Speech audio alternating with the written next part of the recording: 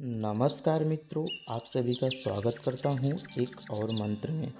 आज गुरुवार का दिन है मित्रों। आज के दिन अगर आप लोग विष्णु जी का इस मंत्र का 108 बार जाप कर लेते हैं या हमारे वीडियो के माध्यम से सुनते हैं तो आप सभी के बच्चों के ऊपर कोई बाधा आ रही है तो वह खत्म हो जाएगी और आप सभी के पुत्र पुत्रियाँ उन्नति करेंगे।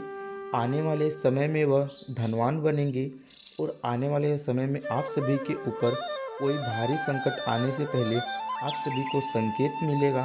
मित्रों, यह जो मंत्र है बहुत ही चमत्कारी मंत्र है, सिद्ध मंत्र है, इसलिए आप लोग इस मंत्र को 108 बार जरूर उच्चारण करिएगा।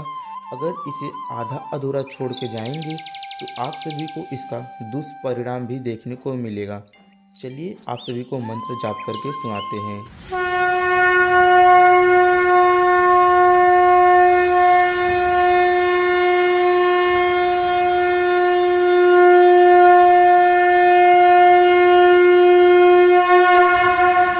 ओम श्री लक्ष्मी नारायणाय नमः।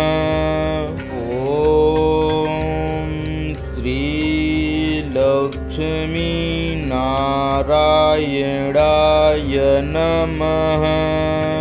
ओम श्री लक्ष्मी नारायणाय नमः। ओम श्री लक्ष्मी नारायणाय नमः। लक्ष्मी नारायणाय नमः। ओम श्री लक्ष्मी नारायणाय नमः। ओम श्री लक्ष्मी नारायणाय नमः।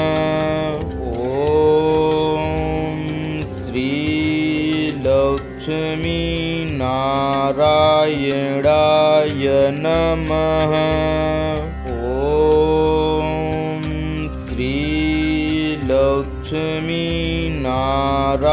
नारायणाय नमः।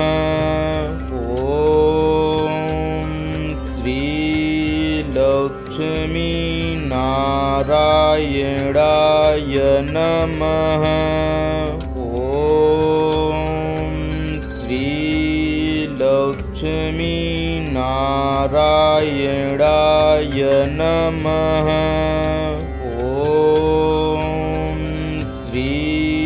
लक्ष्मी नारायणाय नमः। ओम श्री लक्ष्मी नारायणाय नमः।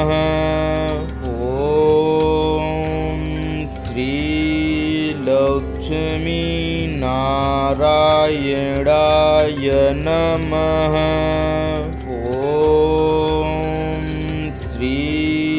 लक्ष्मी नारायणाय नमः। ओम श्री लक्ष्मी नारायणाय नमः। ओम श्री लक्ष्मी नारायणाय नमः।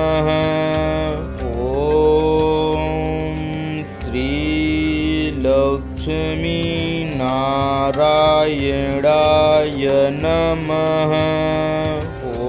ओम श्री लक्ष्मी नारायणाय नमः। ओम श्री लक्ष्मी नारायणाय नमः।